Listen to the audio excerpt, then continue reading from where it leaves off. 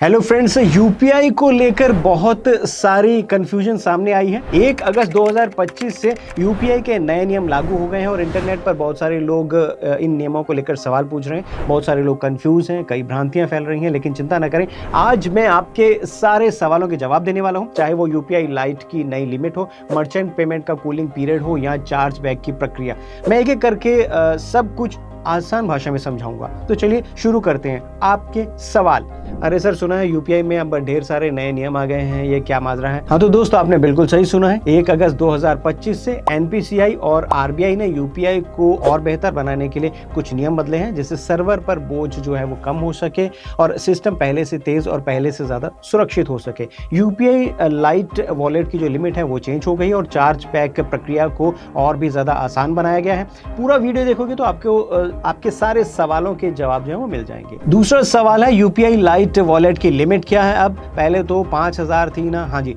पहले 5000 थी, लेकिन अब यूपीआई लाइट की जो वॉलेट की जो लिमिट है वो 10,000 तक रख दी गई है और आप इसमें 10,000 रुपए तक रख सकते हैं और दिन में इतनी ही ट्रांजैक्शन भी कर सकते हैं। छोटे मोटे पेमेंट्स के लिए बेस्ट है, खासकर तब जब इंटरनेट ना हो। मतलब जब इंटरनेट नहीं है तब भी आप यूपीआई लाइट वॉलेट से पेमेंट कर सकते हैं। अब तीसरा सवाल, ये 4 घंटे का कूलिंग पीरियड क्या वाला है और मर्चेंट को पैसे भेजने में दिक्कत होगी क्या? अच्छा सवाल है आपका। अगर आप किसी दुकान या ऑनलाइन मर्चेंट को 2,000 रुपए से ज़्यादा का पेमेंट करते हैं तो अब पेमेंट तुरंत पूरा नहीं होगा। आपके पास 4 घंटे होंगे जिसमें आप अपने यूपीआई ऐप में जाकर उस पेमेंट को रोक सकते हैं। ये आपके लिए एक सुरक्षा का लेयर है ताकि गलत पेमेंट होने पर रकम जो है वो वापस ली जा सके। अब चौथा सवाल है, सर क्या ये 4 घंटे का कूलिंग वाला अपने भाई या बहन को पैसे भेजने में भी लागू होगा? मतलब जैसे अगर मैं अपनी बहन को पैसे भेजूं तो कूलिंग पीरियड रहेगा क्या? यू आर वेरी चालाक ब्रो। नहीं नहीं, ये नहीं, सिर्फ मर्चेंट पेमेंट पर लागू होगा। जैसे दुकानदार, रेस्टोरेंट या ऑनलाइन शॉपिंग, दोस्तों या परिवार को पैसे भेजने में ये कूलिंग पीरियड जो है वो लागू नहीं होगा। मतलब राखी बंधवाकर अगर आप पैसे वापस लेने की सोच रहे थे तो ऐसा नहीं हो सकता। सॉरी। सवाल 5वां, अगर आप गलती से मर्चेंट को ज्यादा पैसे भेज दिए तो क्या होगा? घबराने की जरूरत नहीं है। अगर पेमेंट 2,000 से ज्यादा है तो आपके पास 4 घंटे हैं। अपने यूपीआई ऐप में ट्रांजैक्शन ढूंढें और रिजेक्ट या डिक्लाइन का ऑप्शन चुनें, पैसा तुरंत वापस आ जाएगा। छठा सवाल, यूपीआई पर चार्ज बैक क्या होता है? नए नियम में क्या बदला है? तो इसका जवाब है जी, चार्ज बैक का मतलब होता है अगर आप पेमेंट गलत हुआ है, आपका कोई फ्रॉड हुआ है तो आप पैसा वापस मांग सकते हैं। नए नियमों में चार्ज बैक प्रक्रिया को और ज्यादा पारदर्शी बना दिया गया है। अब बैंकों को तय समय में जवाब देना होगा और प्रक्रिया पहले से ज्यादा आसान हो गई है। 7वां सवाल है, चार्ज बैक के लिए कैसे अप्लाई करें? तो अपने यूपीआई ऐप या बैंक के कस्टमर केयर से संपर्क कर सकते हैं। ट्रांजैक्शन का यूटीआर नंबर जो होता है, तारीख और रकम आपको बतानी होगी। नए नियमों के तहत आपको जल्दी ही जवाब मिल जाएगा। सवाल 8 है आपका, क्या यूपीआई से क्रेडिट कार्ड बिल भरने पर चार्ज लगेगा? नहीं, आरबीआई ने साफ किया है कि यूपीआई से क्रेडिट कार्ड बिल भरना पूरी तरह फ्री रहेगा, तो बेफिक्र होकर आप पेमेंट कर सकते हैं। 9वां सवाल किसी ने पूछा है कि यूपीआई लाइट वॉलेट कैसे शुरू करें? बड़ा आसान है। आप यूपीआई ऐप में यूपीआई लाइट का ऑप्शन ढूंढें, आपके जो भी आप ऐप यूज करते हैं, बैंक अकाउंट लिंक करें उसके साथ और 10,000 तक का पैसा लोड करें। ये ऑफलाइन भी काम करता है। 10वां सवाल है, क्या यूपीआई लाइट में पैसा सुरक्षित है? बिल्कुल सुरक्षित है। यूपीआई लाइट आरबीआई के नियमों के तहत काम करता है। अगर फोन खो जाए तो तुरंत बैंक या ऐप को आपको सूचित करना होगा। बस ये है। 11वां सवाल, क्या हर यूपीआई पेमेंट के लिए पिन डालना जरूरी है? हाँ, चाहे 1 रुपए या 1 लाख का ट्रांजैक्शन हो, यूपीआई पिन डालना जरूरी है। ये आपके सुरक्षा के लिए ही है। अगला सवाल है, यूपीआई पिन भूल गया है, अब क्या करूं? तो देखो दोस्त, यूपीआई ऐप में फॉरगेट पिन का ऑप्शन आप चुन सकते हैं। डेबिट कार्ड की डिटेल उसमें भरनी होगी, ओटीपी आएगा आपको, आप ओटीपी डाल सकते हैं और आपका पिन जो है वो रीसेट हो जाएगा। इसके बाद, क्या यूपीआई पर ट्रांजैक्शन फीस लगेगी? आम यूजर्स के लिए यूपीआई फ्री है। कुछ बैंक मर्चेंट्स से फीस ले सकते हैं, लेकिन आप पर इसका कोई असर नहीं होगा। वैसे अलग अलग रूल्स हैं हर बैंक के। अगला सवाल है, यूपीआई ट्रांजैक्शन फेल हो जाए और पैसा कट जाए तो क्या करें? तो सबसे पहले तो आपको घबराना नहीं है। ज्यादातर मामलों में पैसा 3 से 5 दिन के अंदर अंदर जो है वापस आ जाता है। अगर नहीं आए तो बैंक या यूपीआई ऐप के कस्टमर केयर से संपर्क कर सकते हैं और यूटीआर नंबर आपको शेयर करना जरूरी है।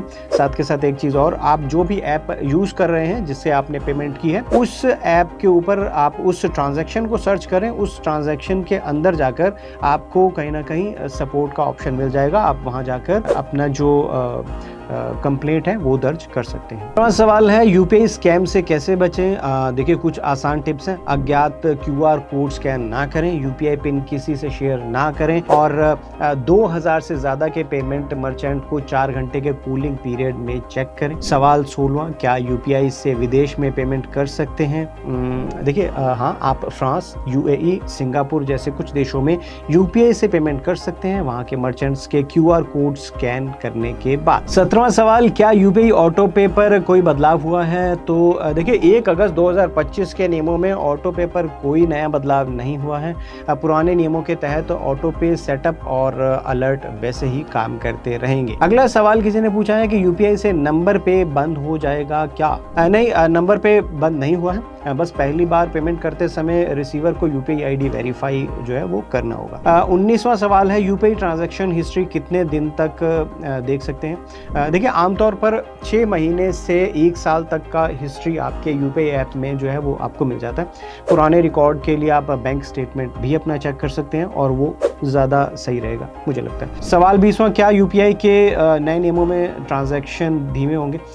देखिए बिल्कुल नहीं। एनपीसीआई ने एपीआई रिस्पॉन्स टाइम को ये 30 सेकंड से घटाकर 10 सेकंड किया है, यानी ट्रांजैक्शन और ज़्यादा तेज हो जाएगा इससे। 21वां सवाल है, क्या नए नियम सिर्फ भारत में लागू होंगे। हाँ, ये नियम एनपीसीआई और आरबीआई के तहत भारत में ही लागू होंगे। विदेश में यूपीआई के अलग नियम हो सकते हैं। जिन देशों में यूपीआई चलता है वहां पर उनके नियम लागू होंगे। अगला 22वां सवाल है, यूपीआई लाइट और रेगुलर यूपीआई में क्या फ़र्क है। तो देखिए अच्छा सवाल है। यूपीआई लाइट छोटे मोटे पेमेंट्स के लिए है, जहां आप 10,000 तक वॉलेट लोड कर सकते हैं और बिना इंटरनेट के भी पेमेंट कर सकते हैं। रेगुलर यूपीआई में हर बार बैंक अकाउंट से पैसा कटता है और पिन डालना होता है। यूपीआई लाइट में छोटे पेमेंट के लिए पिन की ज़रूरत नहीं पड़ती है। सवाल 23, क्या यूपीआई पर अब क्रेडिट लाइन शुरू हो गई है। देखिए आरबीआई ने यूपीआई पर क्रेडिट लाइन की अनुमति दी है, लेकिन अभी ये सुविधा पूरी तरह से लागू नहीं हुई है। कुछ बैंक और एनबीएफसी पायलट प्रोजेक्ट पर चला रहे हैं। आम यूजर्स के लिए इसे आने में थोड़ा समय लग सकता है।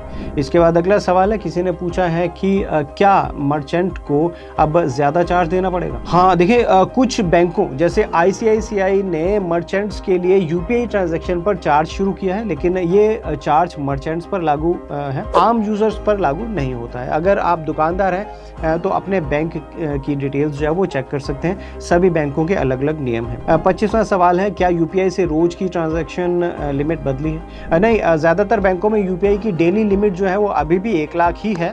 हालांकि ये आपके बैंक और अकाउंट टाइप पर निर्भर करता है। अपने यूपीआई ऐप की सेटिंग में आप जाकर चेक कर सकते हैं। 26वां सवाल है, अगर मेरा यूपीआई ऐप काम ना करे तो क्या करूं। देखिए पहले तो चेक करें कि आपका जो ऐप है वो अपडेटेड है या नहीं, और फिर इंटरनेट कनेक्शन और सर्वर स्टेटस देखें।